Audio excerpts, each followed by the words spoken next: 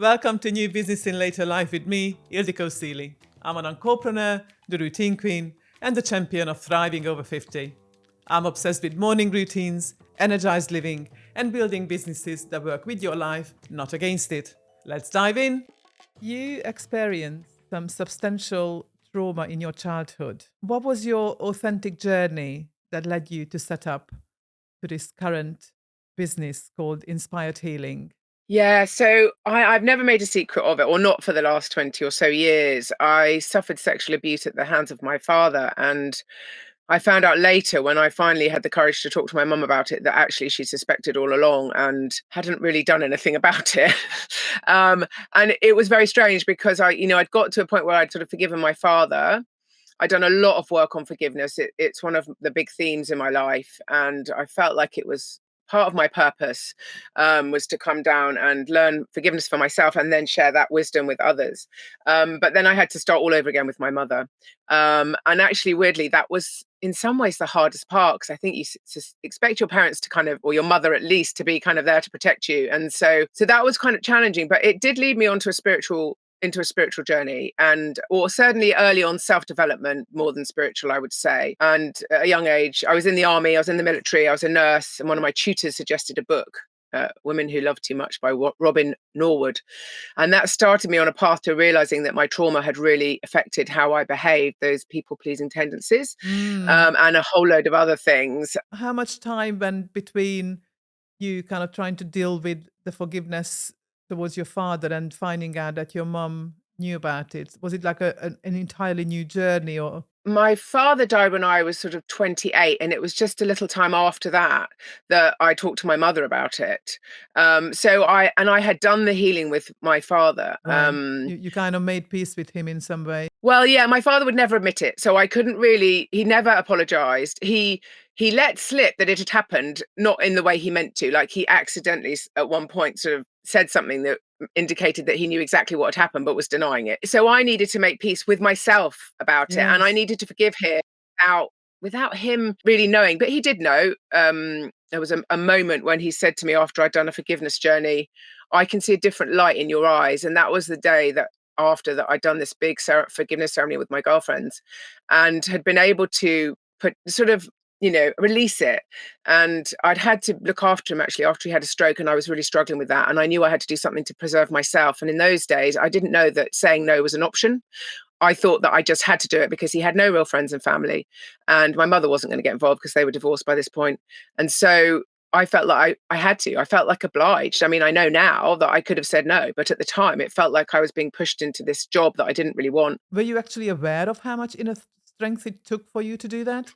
I don't think so. Not at the time. I look back now and I'm like, oh my God, how did I do that? Do you now feed from that strength that you've come to realize later on that was stupendous? Does that now feed into what you do nowadays with your life that you are actually so much stronger than you ever imagined? Yeah, definitely. I mean, I've been through some not just that trauma in my life, but sort of, especially in business, I've had some other traumas, and we might get onto at some point briefly. But I think I've always had this inner knowing that I was going to be all right. No matter what happened, I would find a way through.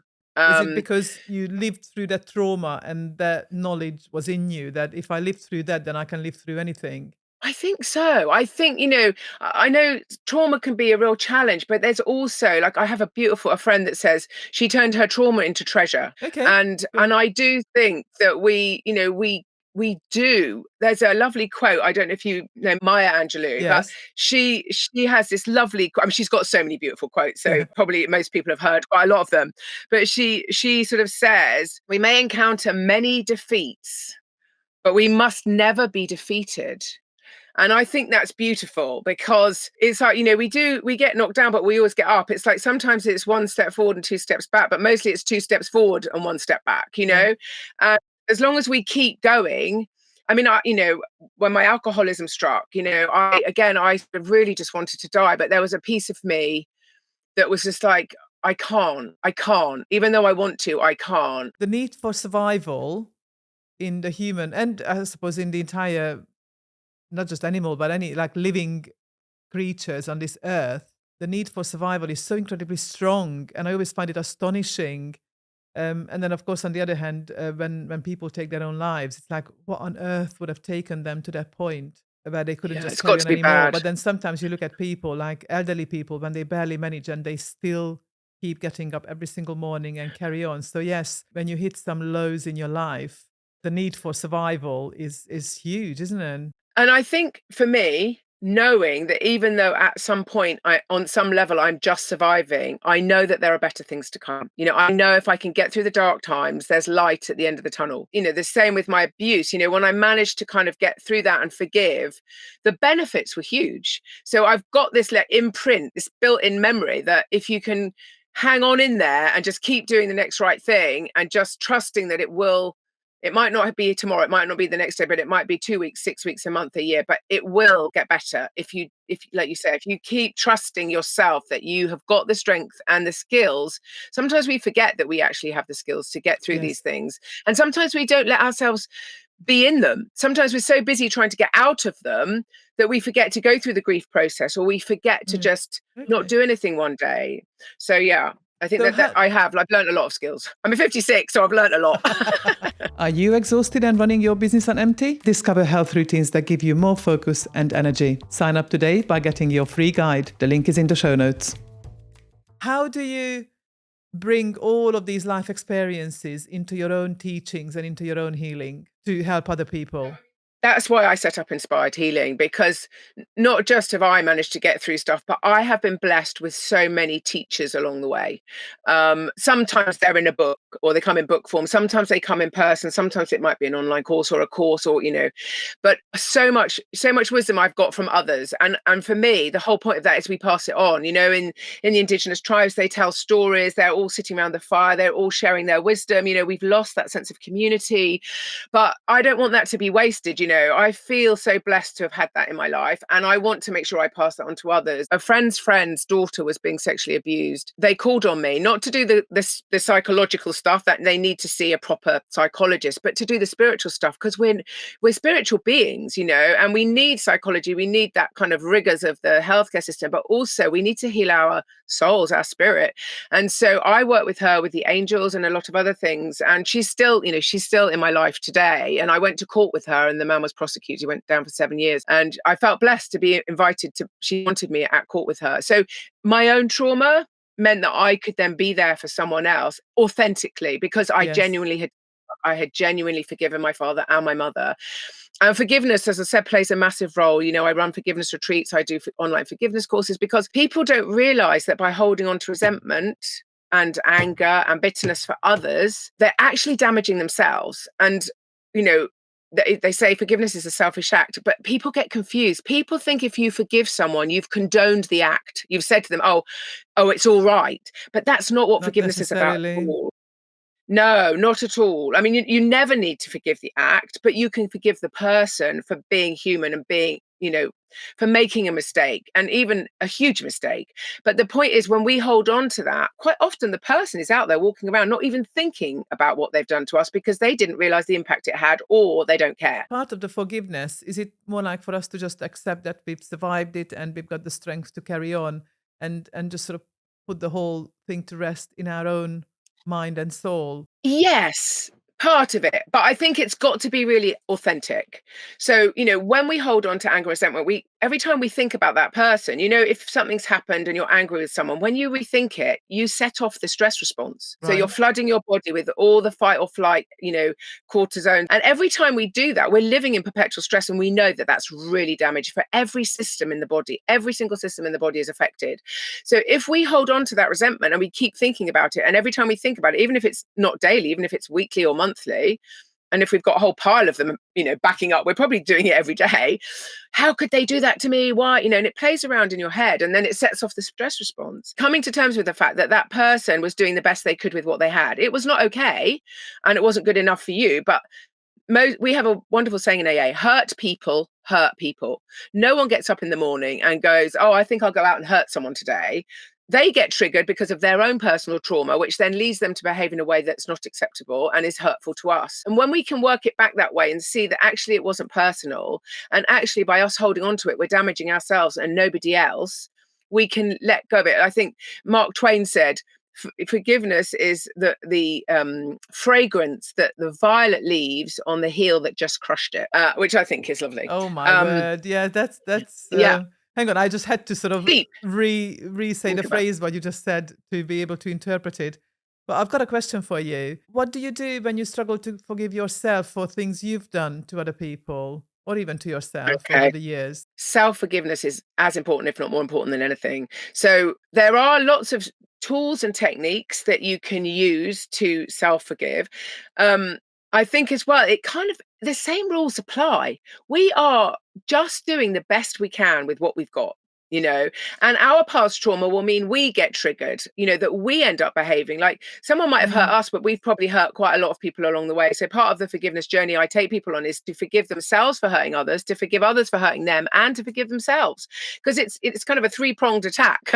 Um, yeah. and so it's about having that self-compassion, you know, truly accepting yourself for who you are and where you are on your journey or on your path in life, and knowing that none of us are perfect. Like, we all make mistakes, and like making friends with yourself, and you know, being your own best friend instead of being your own worst enemy. You know, continue that critique in your head. You know, the ego can get in and like, oh, you're not good enough. We sort of go through this little bit of a roller coaster probably every minute of a day because I'm personally so quite happy with the things I'm doing and I want to help people along the way, and that's why I'm setting up what I'm setting up and doing this podcast to put a message out there. And then there are days when something comes to my mind, something I did or said to somebody, and some of them go back absolutely years, decades.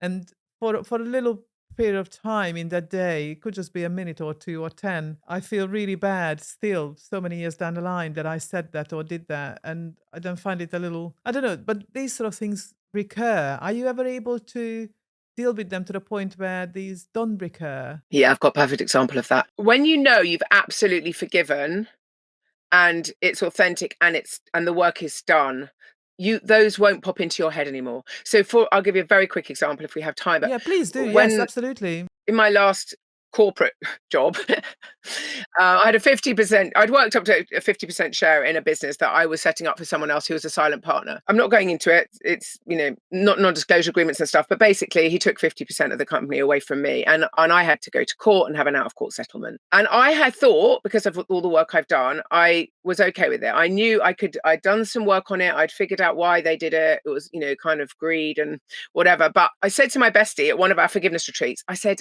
there's something's missing, Mm. because it's still popping into my head, not very often, but I'm still getting triggered by it. I can still, when it pops into my head, I can feel that gut feeling, that sick feeling in my stomach. And I said, and I don't know what more to do. And we were doing this exercise where we put ourselves in other people's shoes.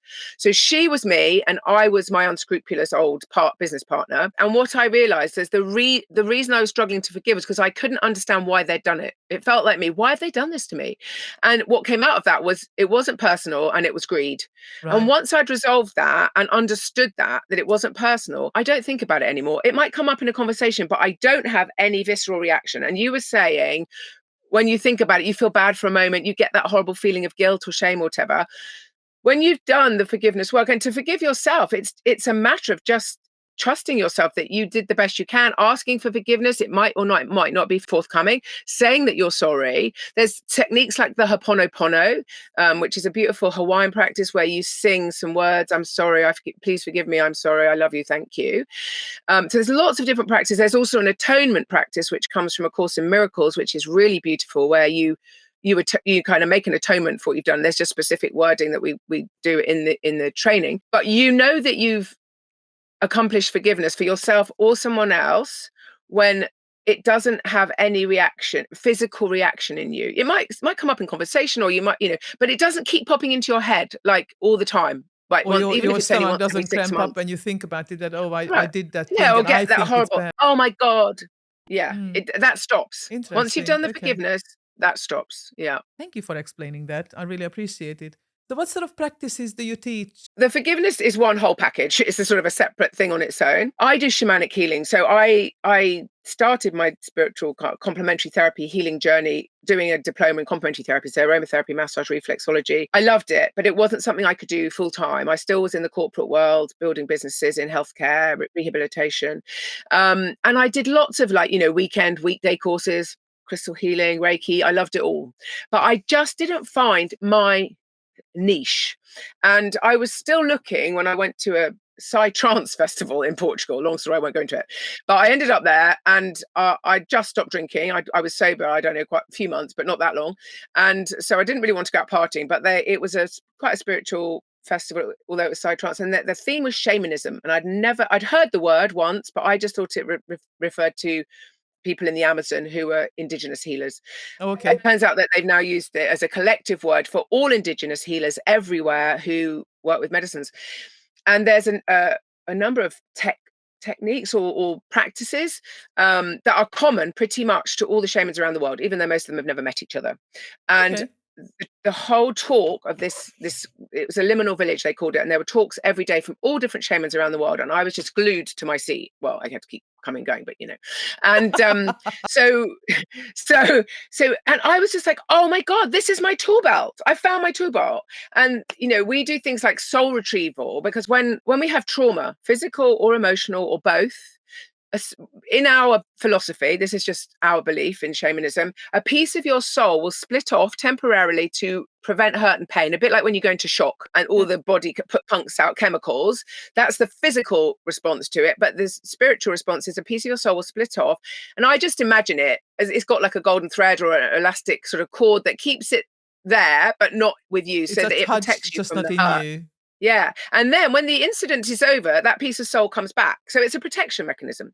But sometimes when the trauma is really great, it can get split off and it ends up in a place we call the land of lost souls.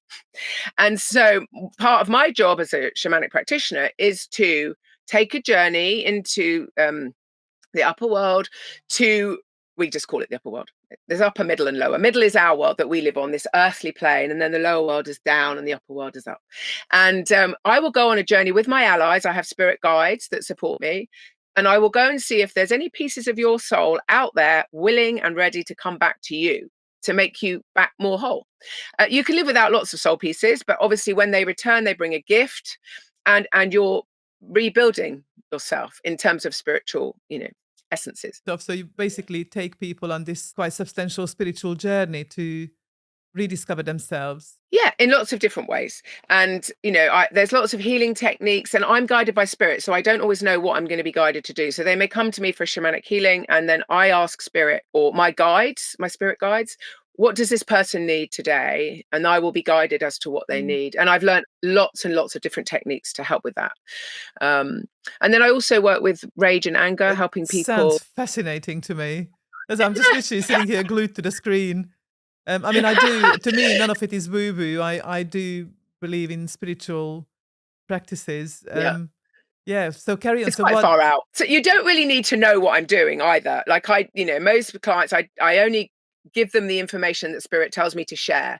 And so I might bring a power animal back for you, or I might bring a guide back for you that wants to work with you. So all kinds of different stuff. The fun thing for me is I'm never sure what I'm going to be told to do, but they only ask me to do. The spirit knows what skills I've got, so spirit will ask me to do stuff, and I've done lots of different healings.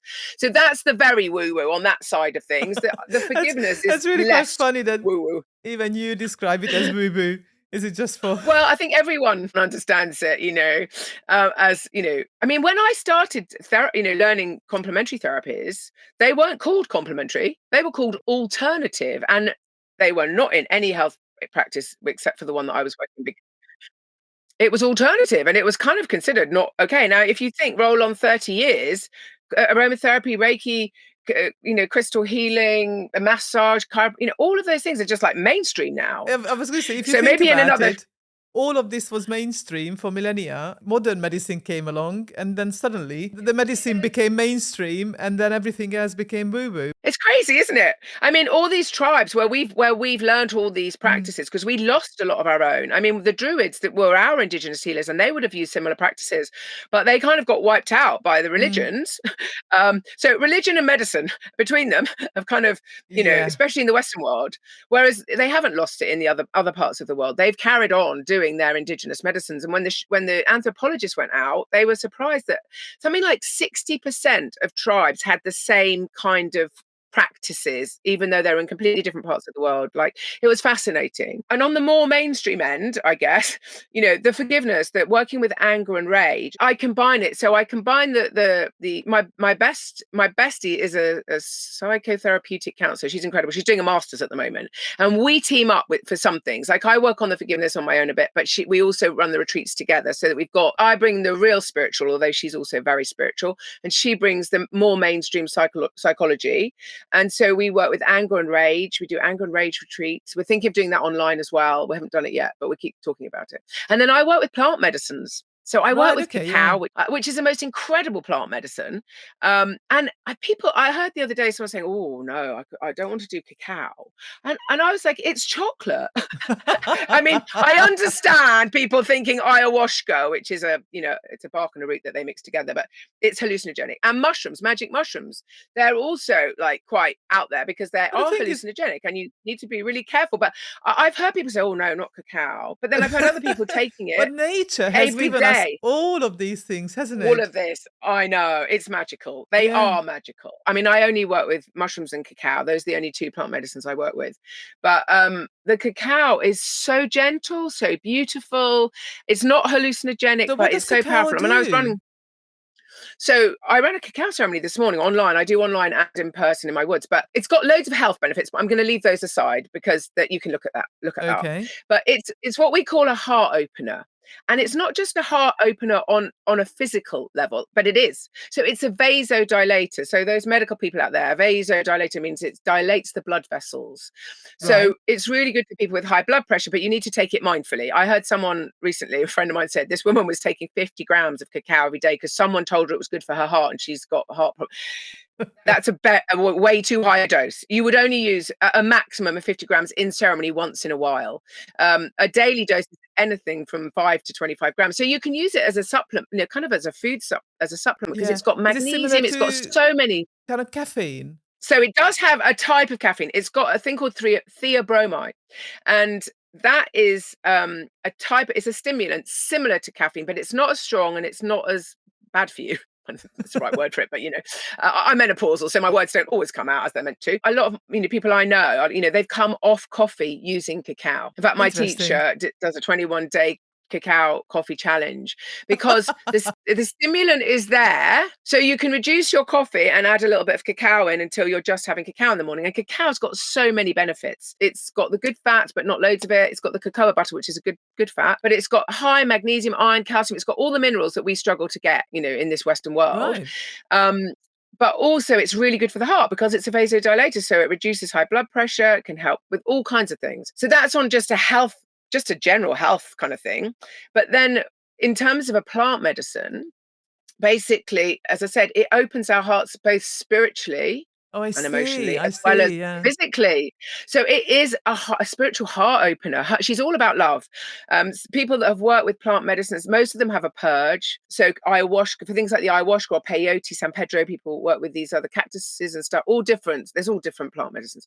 But most of them, like, it's quite vomiting, purging, maybe a bit of diarrhea, not great, but it's cleansing the system out. When that's what they do, they cleanse and purify.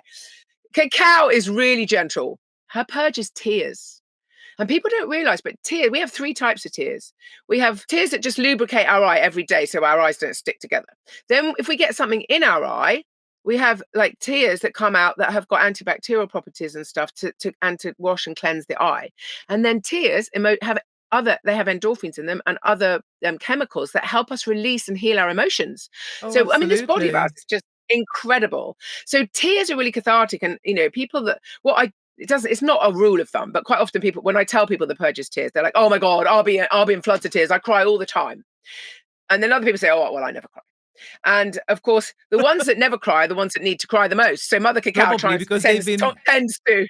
They've been bottling it up for years. Exactly. So, but it's a beautiful release. It's a real purge. They use cacao to release these emotional blockages in people. That sounds really interesting. But also, I take them on a lovely guided journey. We call it a shamanic journey or a guided meditation. So I talk people through. It's quite long. It's a 2.5-hour journey, depending, because Mother Cacao will tell me when to move on to the next bit. But I introduce you to Mother Cacao, introduce you to your future self, a special tree. So there's a big kind of curve in this, in this journey, helping people to connect with their own higher self, like their soul essence, but also other spirit guides. Maybe animals might tip up. It's a real way of just relaxing. You just lie, or you can sit, but most people lie and just listen to me talk. And then there's silence while you talk to guides and spirits. But it's so powerful. I mean, I did one this morning on Zoom. I do a few different times a month. And, the healing in there was just so incredible. The wisdom that comes through to people, it's just beautiful. And it fills my heart with joy, That's and that's lovely. one of the things. Do you do these sessions, like you just said, you're doing it on Zoom, like in one instance? Do you do it to one-to-one, or do you do it to a group? I do both. Right, okay. So some people just feel more comfortable just one-to-one. Obviously, that's a bit more expensive, but the Zoom cacaos they're really cheap and they're really accessible. I keep them really cheap because people can. Yeah, brilliant. And you need to do a cacao, or I can send it to you. But then you're in your own personal space. You can be on your bed or wherever you want to be. Different people choose different rooms. They might be on the couch or in their bedroom. But, you've got your own personal space, but you're still with a group. And sometimes that group dynamic can be really amazing because everyone shares. Like, you share your intention at the start. So you go into this ceremony with an intention, which is normally something you want to bring into your life, or something you want to let go of, or something you want clarity around. Like, should I go out with this new guy? Should I quit my job? Should I start a new business at the age of 52? I've got to try this out. This sounds pretty good. Well, you're very welcome. I will gift you a free Zoom cacao. Oh, how kind of you. That's brilliant.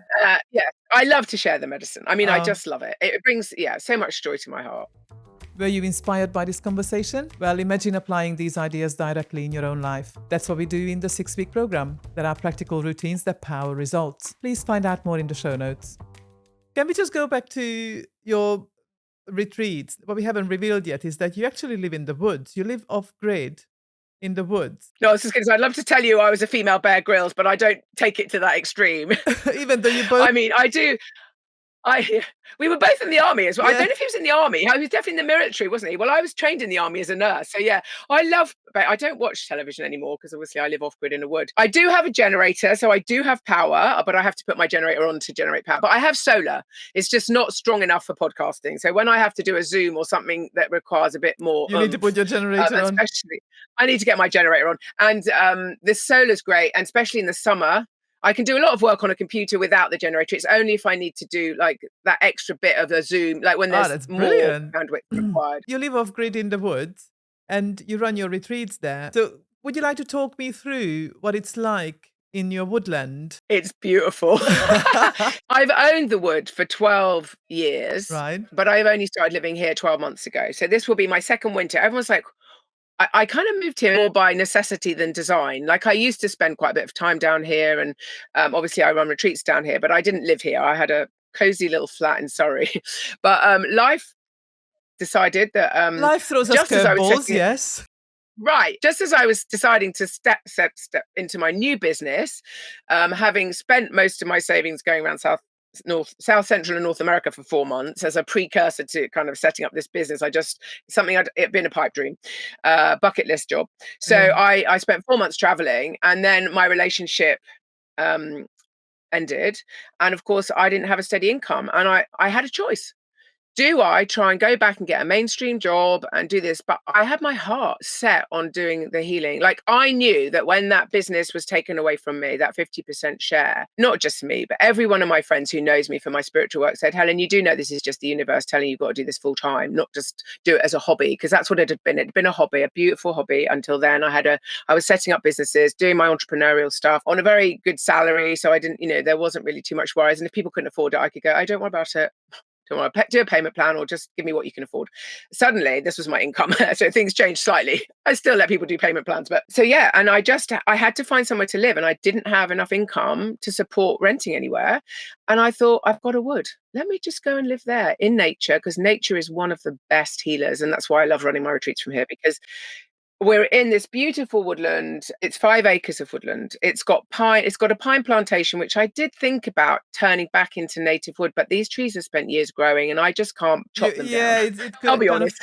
It would come into the category of dichotomy. to bring back the ancient woodland. But they're beautiful here, and they're big, and they are falling down. You know, when one dies and you know, falls down, we've had quite a few. We had a big storm, I don't know, 3 or 4 years ago, and a whole load of trees came down. Thankfully, nothing landed on any of my kind of little tarpaulin structures. So, you know, sticks and tarpaulin. I do have this caravan where I'm podcasting from, hence the beautiful mandala behind me, because it's not a very pretty view that way. But the other two views from here, I've just got woods around me. So do you actually live in your caravan, or do you sort of stay in No, a tent? I live in a shepherd's hut. Oh, shepherd's hut. No, Right. I live in a shepherd. I've got a little shepherd's hut. But my sister, my stepsister from years ago, she just one day, like about just after COVID, just gave me this shepherd's hut. And again, I feel like the universe was just kind of getting me ready to live off grid, because before I went traveling for 4 months, I thought I better get into this Wim Hof cold washing and cold bathing stuff, because I might not, you know, when I trek the Inca Trail for 7 days, there's not going to be beautiful showers waiting for me. Yeah. And also my hair, do you know what I mean? I have long hair. And I thought I've got to do that no wash thing, because if, you know, I don't want to, I have got a stream here and I wash in cold water. I've got a jug and a stream and have a cold wash, not every day in the winter, I'll be honest with you, but you know, most every other day or every third day in the winter, most every day in the summer. But it's a little washing station that just chucked my jug over me. I feel like when I ended up moving here, I'd already, somehow the universe had secretly engineered it so that I could wash in cold water, didn't have to wash my hair. I mean, I don't have to wash it with shampoo. I rinse it, but I don't have to wash Hair it. is a self-cleaning. Well, our skull is self-cleaning anyway. Yeah, if you stop washing it with shampoo, then it will continue self-cleaning. Yeah, exactly. I mean, your hair looks I rinse amazing. my hair now and again, but it doesn't look like I haven't washed it for 2 years, does it? No. But you do have to go through a tiny bit at the beginning where it's a bit greasy and it's trying to get your body itself sorted adjusts. out. You just have, yeah, exactly. But after that, it's easy. So you've got a caravan, you've got a shepherd's hut, you've got a generator. What else have you got in your woodland? Well, I've got a dining shelter, which is actually, I call it that. It's just a 7-meter cover that we just use for guests for lunch, you know, for dinner. You know, I've got a big fire pit with, you know, seats around it. That sounds lovely. And it's gorgeous. Maybe I'll send you a little video. And I've got what I call is, I've got a 8-meter quad tent on a platform, which is where I hold all my ceremonies. It's beautiful. And mostly I take that down in the winter, but this year I think I'm going to leave it up and see how it gets on. Just keep an eye on the storm news. And I've got a little tent, and I think it's a 5-meter bell tent that I call Tiny Temple, which is where I do my one-to-one healings and my one-to-one cacao ceremonies in person. Obviously, I do them on Zoom as well. And then in the summer, I'm just about to take them down, or in the sort of spring to autumn, I have 5-meter bell tents where guests sleep. So when they come on weekend retreats or overnight, they sleep in. It's glamping. I mean, it's not very high end, but it's glamping. You know, one of the ladies that came on a recent retreat said, "Oh, it's much nicer than I was expecting." I mean, Brilliant. You have proper bedding mats and duvets and pillows and hot water bottles and stuff. And did you ask her to say exactly that in her feedback, in her testimonial? I have asked them for a little testimonial. So how many of these tents have you got? I have 5 up. I have 1 double bed. It's the only one that's actually got a bed in it, and it's a double bed. So sometimes either someone will pay for a single supplement, they'll go in that one, or if there's a couple, they'll go in that tent. But I also have extras that I can put up if I need them, because some of the retreats I take a maximum of 8, and some I take a maximum of 10. It's never more than 10. Quite small group. Yeah. It's not. They're not big, so it's really personal. Yeah, really personal. Oh, it sounds idyllic. And yeah, I mean, so what do you do when people stay? I love it. Do they go and sort of bathe in the stream when they want to have a shower? My ex-partner rigged up a gas shower that is warm, but I don't actually know how to use it because I don't like warm showers. So if people are here for if people are here for more than 2 days, like I say to people when they come, because most people come Friday to Sunday, and with a wet wipe, and you know, there lots of people do use my cold bathing station. Quite a lot of people, it'd be surprised how many people are getting into this cold washing, and especially in the summer because it's hot outside. People are quite happy to have I love my cold shower. I think everybody knows it now. Yeah. I absolutely love my morning cold shower. It's brilliant. Yeah.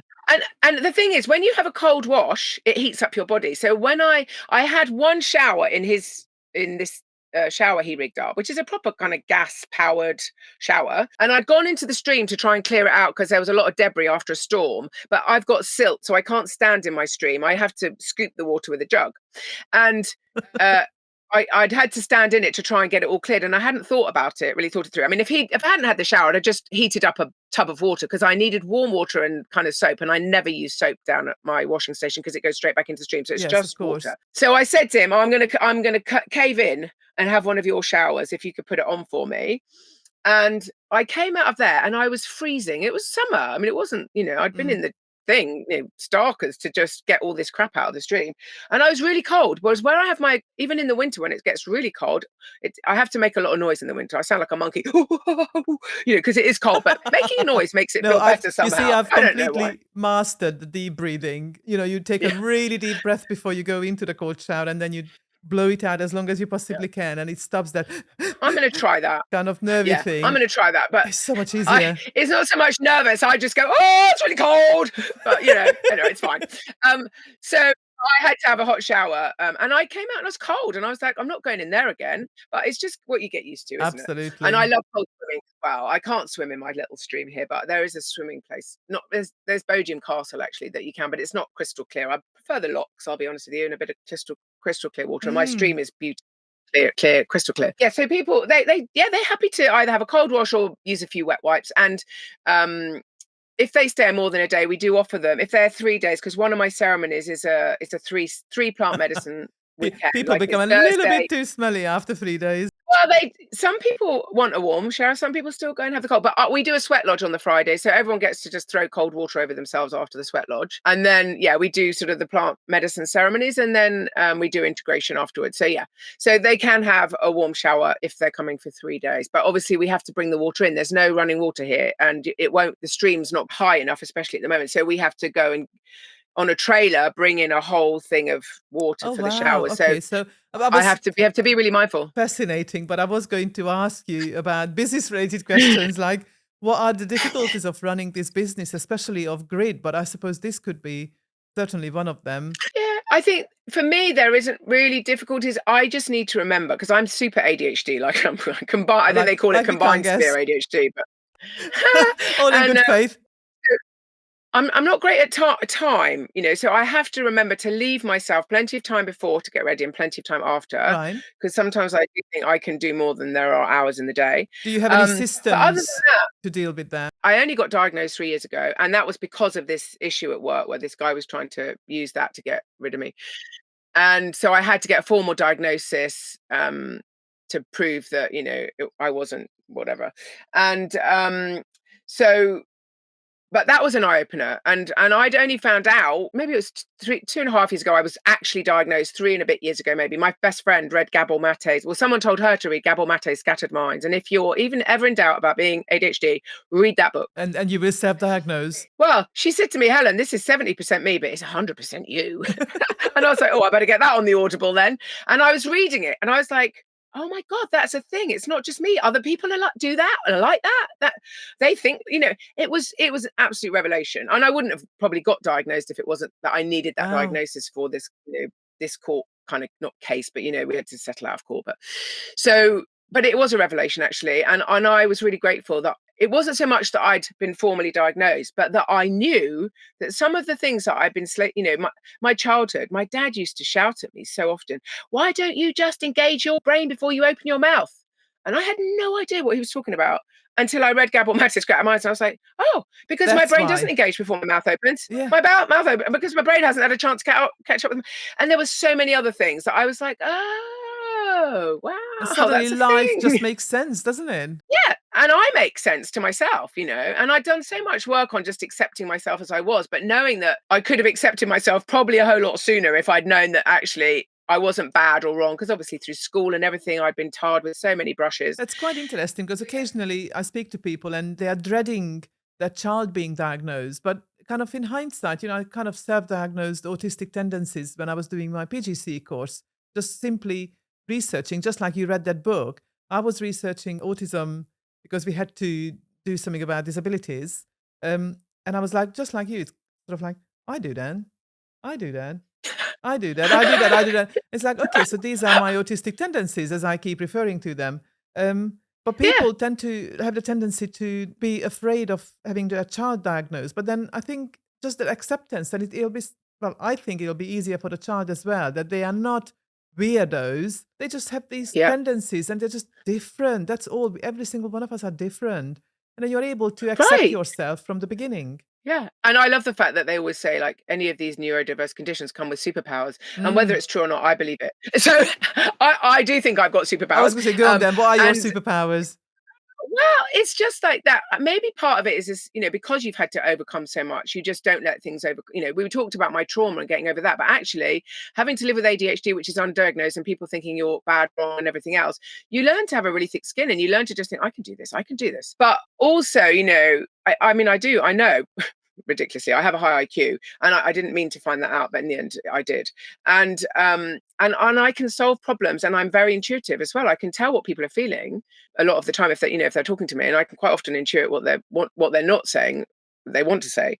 So I think there's all kinds of gifts that come with it, but sometimes we don't, because we're so busy trying to overcome the problems, we forget to think of all the gifts that come with it. There's always a blessing in a burden, and a burden with, when you've got a blessing, there's always a burden probably coming. And if you've got a burden, there's always a blessing in it. I just think being diagnosed, or even knowing, you don't necessarily have to have a formal diagnosis, but knowing that you've got it just helps you manage it more, because there's so many Yes. tools and techniques you can use, and so many brilliant books about it now. And it wasn't even a thing really my mum marched me off to the doctors. I don't know, I was probably 5 or 6, and she said, oh, she's hyperactive, can't you do something? But I suppose at the time And it wasn't even recognized really, but certainly not to the level the that it is now. And the doctor, bless him, said, just don't give her any E numbers and don't give her monosodium glutamate, and she'll probably be fine. Which, I mean, that was the best they could offer in take those all that days. on, probably it helped, not to trigger you so much, but yeah, I suppose, Yeah. yeah.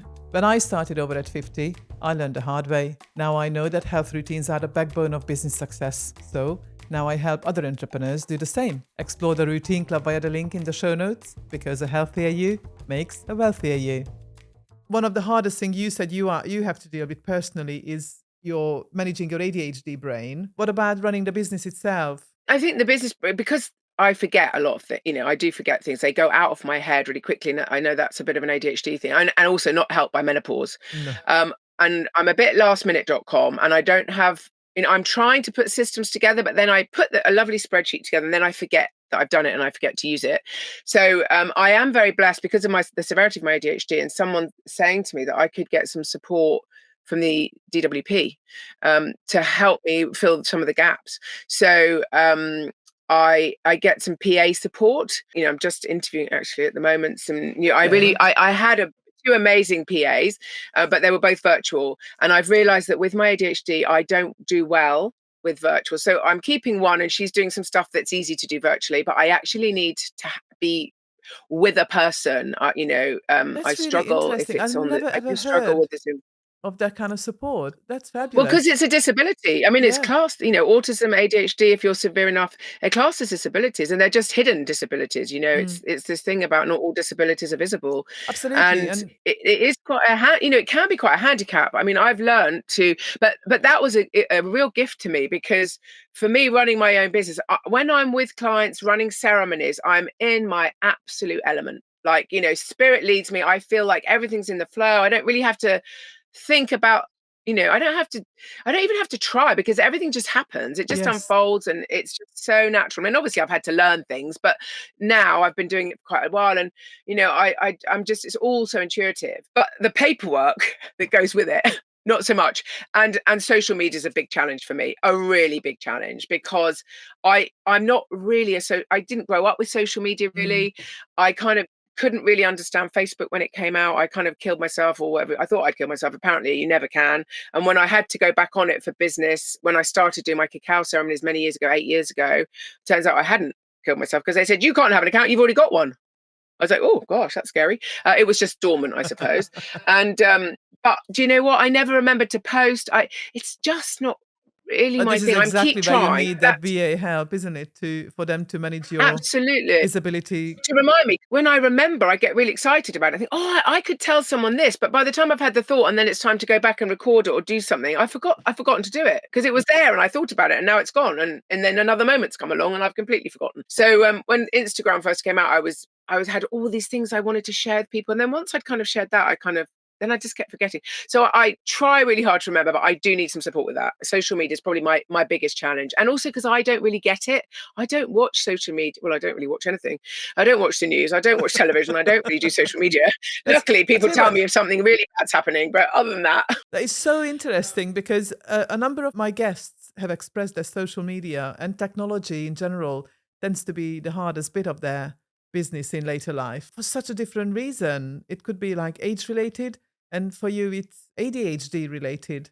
So I never actually made that kind of connection that it could be for such different reasons why technology is tripping people up. I think if you engage with social media a lot, you've got more idea of what other people are watching, what people want to see. But because I literally have to remind myself, but I don't have any notifications on because of my ADHD. All my notifications are turned off. My phone is always on silent because I get distracted so easily. I mean, I can literally forget from one thing. I'll be doing something or about to do something. And if my phone pings, I'll pick it up because it's pinged. And I'm like, oh, what's that? I've got to look at that now. And then I look at it. And then what I was about to do has gone. But I sometimes think I've done it because I was going to do it. I was going to say, I'm sorry to disappoint you, but you don't have to be ADHD for all of this to happen to you. You can be. Well, no, but it's a constant thing. Like I have my phone on a string because I lose everything, and I have it on like a cord around my neck, normally, so that I don't lose it. Because I love that. I took I've it got off one of those. It's brilliant. The most common saying for me